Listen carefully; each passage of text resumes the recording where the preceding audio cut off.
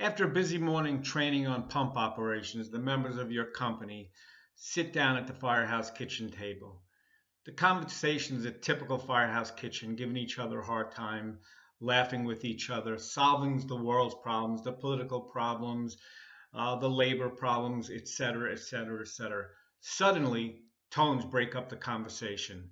Dispatch states engine 1, engine 5, truck 9, ladder 1, car 4, and ambulance 5. You respond to a reported house fire on 123 Main Street. The forks get dropped on the table. The members move quickly down to the truck room floor, and you hear a senior member stating to a younger guy saying, "Don't worry, kid. It's just a routine house fire, nothing to worry about. I've been to a million of them. We'll be back having lunch in a very, very short time." Your head snaps when you hear this conversation. You choose not to address it now. You want to wait till you come back from the fire.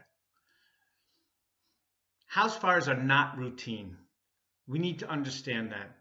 We lose many civilians every year in house fires. It's our most common structure fire, whether you're a big city or a small suburban department.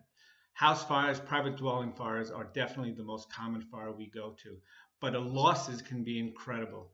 That's why I'm doing my class, Fighting Today's Private Dwelling Fires. I hope to see you at FDIC 2019 on April 9th for my class.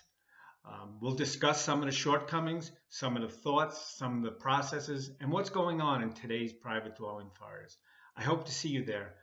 And you'll be there with 30,000 plus firefighters from all over the world and some of the best instructors that you can see at any conference, anywhere, anytime.